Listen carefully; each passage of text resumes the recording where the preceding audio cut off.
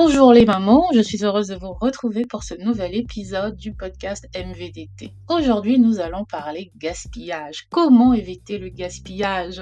Dans notre dernier épisode, nous avons parlé du yield management et de la nécessité de minimiser le gaspillage. Et le gaspillage, c'est tout ce que nous perdons inutilement, que ce soit du temps, des ressources ou des produits. Donc aujourd'hui, nous allons, au travers de 3 concepts clés, voir comment réduire le gaspillage et optimiser la gestion de notre foyer, de nos maisons, de nos familles. Si maman, tu m'écoutes pour la première fois, je suis Luis, amoureuse de Christ, maman de 3 enfants et aujourd'hui, je te parle gaspillage, comment l'éviter.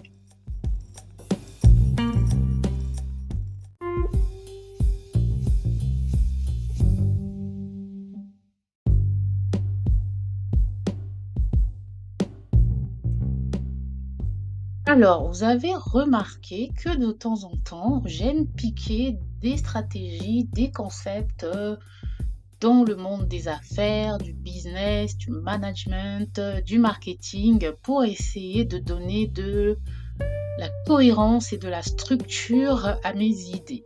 Et aujourd'hui, je vais vous parler de 3 concepts qui sont le juste à temps, le lean management et l'économie circulaire, voilà. Et en fait, ce sont des concepts que maman, vous utilisez peut-être déjà tous les jours sans vous en rendre compte. Mais en tout cas, si vous connaissez ces concepts, peut-être dans le cadre de vos emplois, vous les utilisez et c'est toujours intéressant de voir que on utilise assez facilement certains concepts ou certaines méthodologies dans notre travail, mais nous ne les appliquons pas forcément dans notre vie de tous les jours, alors qu'ils pourraient nous aider et nous permettre d'être plus productives. Donc maman, aujourd'hui, on va prendre le temps de découvrir ces 3 concepts et de voir en quoi ces concepts-là vont nous permettre de maximiser nos ressources, l'utilisation de nos ressources et éviter le gaspillage. Donc, pour éviter le gaspillage, d'abord on va parler du juste à temps. Qu'est-ce que c'est le juste à temps? Le juste à temps, c'est une stratégie dans la gestion de la chaîne d'approvisionnement qui consiste à fournir des ressources et des produits au moment exact où ils sont nécessaires et ni trop tôt ni trop tard. Et cela permet de minimiser les coûts liés au stockage et d'optimiser l'efficacité opérationnelle. Et les avantages de cette méthodologie ou de cette stratégie, c'est la réduction des coûts de stockage, donc moins besoin d'espace de stockage pour les fournitures et les produits, la réduction du gaspillage, moins de risques de produits obsolètes ou périmés et l'amélioration de la réactivité, donc une capacité à répondre rapidement aux besoins changeants. Donc en quoi c'est pertinent pour nous aujourd'hui, maman, c'est que nous pouvons appliquer le juste à temps en planifiant nos tâches de manière précise, en évitant d'accumuler des produits inutiles et en réduisant les déchets. Et cela va nous permettre de faire des économies de temps et des ressources. Donc nous en avons déjà parlé, c'est-à-dire que, par exemple, maman, lorsque tu fais tes courses, tu n'as besoin d'acheter que ce dont tu as besoin et essayer de connaître en quelle quantité ta famille en a besoin. Ça va te permettre déjà, si tu n'as pas assez d'espace de toi, de ne pas stocker n'importe comment et réduire ton espace, voilà. Et ça va te permettre aussi d'éviter d'en acheter un peu trop et d'avoir des produits qui vont périmer et que tu vas devoir jeter par la suite. Et donc, c'est une stratégie que tu peux appliquer notamment dans la consommation de produits périssables tels que les légumes ou les produits frais, voilà, tels que le lait, les beurres, tout cela. C'est toujours une technique assez intéressante à prendre en compte. Ensuite, concrètement, on va plutôt passer au lean management, voilà. Donc,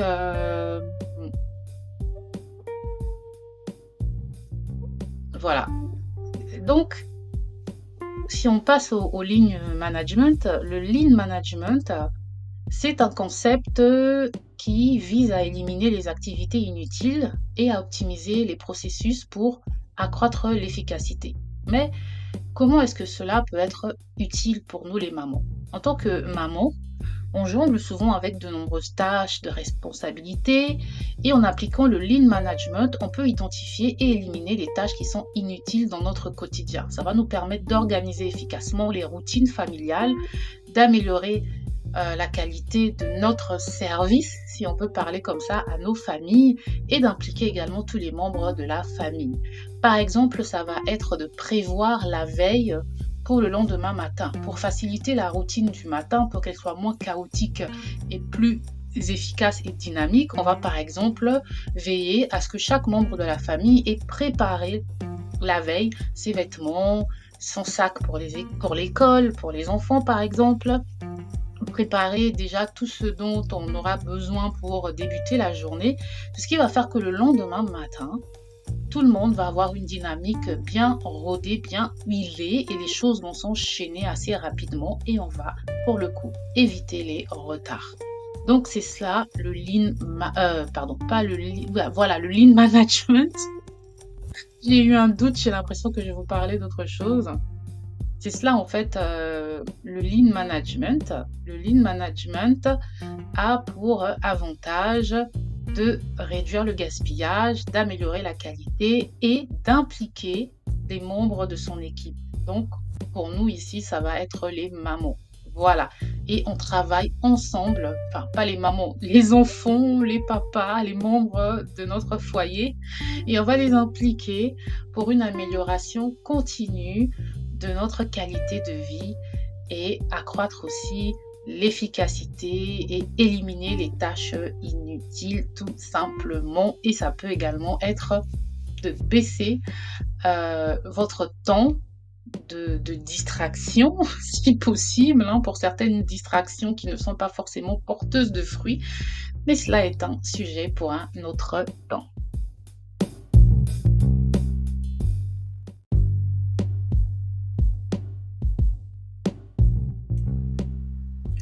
Donc, tu vois, maman, que peut-être que tu fais déjà du lean management et peut-être que tu fais déjà du juste à temps. Voilà. Et le troisième point, c'est l'économie circulaire. L'économie circulaire, c'est un modèle économique qui vise à réduire le gaspillage en réutilisant, recyclant et régénérant les ressources et les produits. Et l'objectif, c'est de minimiser l'impact environnemental et économique. Donc, on réduit les déchets, puisqu'on réutilise et on recycle les produits.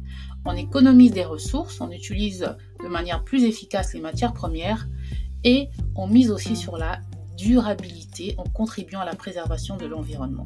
Donc, en quoi ce principe est pertinent pour nous aujourd'hui, maman? C'est qu'on va pouvoir promouvoir l'économie circulaire en encourageant, ça ne va pas aujourd'hui, en encourageant la réutilisation, le recyclage, et on va enseigner à nos enfants l'importance de la durabilité et de prendre soin, par exemple, de leurs affaires. Maman, c'est pour ça que je dis que peut-être que tu pratiques déjà ces concepts-là. Donc l'économie circulaire, ça va être par exemple que moi, pour éviter le gaspillage et aussi plutôt pour maximiser l'utilisation de mes ressources. Donc, c'est-à-dire que lorsque j'en ai parlé dans le précédent podcast, lorsque j'achète un vêtement, j'investis dans un vêtement pour un de mes enfants ou dans un jouet, je prévois que le second ou le troisième enfant va pouvoir en bénéficier. Donc, c'est dire à ses enfants, prends soin de tes jouets, prends soin de tes vêtements parce que ton frère ou ta sœur derrière toi vont pouvoir aussi en bénéficier, en profiter, en jouir. Donc c'est cela. Également, le recyclage de produits, ça va être aussi par exemple si, admettons que j'ai besoin de de nouveaux pots pour conserver. Si j'achète par exemple les pots de confiture Bonne Maman, je ne fais pas leur publicité. Moi, j'adore leurs pots, je les trouve très beaux et vous pouvez en conserver 1 ou 2 pour pouvoir stocker vos ingrédients de manière originale. Voilà, donc vous optimisez parce que vous achetez un produit que vous consommez et ensuite vous pouvez réutiliser le packaging qui est une boîte en verre pour d'autres utilisations. Donc vous avez beaucoup d'exemples comme ça pour minimiser le gaspillage.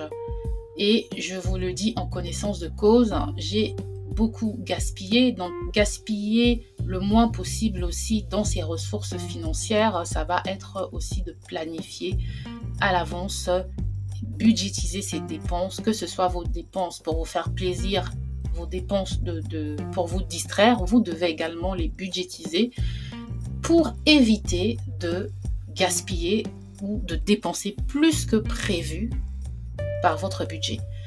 Donc moi je suis passée par des saisons de gaspillage parce que j'ai collectionné, plus jeune, j'ai collectionné des bouteilles de parfum, j'ai collectionné des baskets, après j'étais très accro à tout ce qui est technologie, notamment téléphone, et je me suis rendu compte que j'ai beaucoup gaspillé en matière de ressources financières, car c'était des sommes d'argent que j'aurais pu utiliser de manière plus intelligente plutôt que de les investir dans des objets qui perdaient de la valeur et qui ne gagnaient pas de la valeur.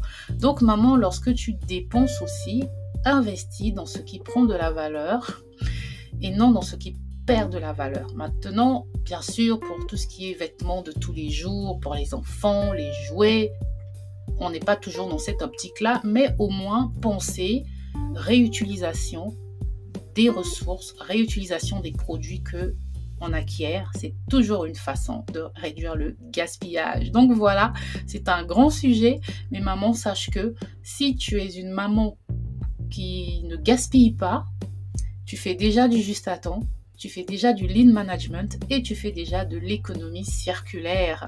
Et pour les autres, si vous êtes comme moi dans le passé, aujourd'hui je travaille encore à m'améliorer, mais sachez que vous pouvez appliquer ces concepts-là dans votre vie de tous les jours. Et je vous dis à la prochaine fois pour un nouvel épisode de Maman vous dit tout. Ciao!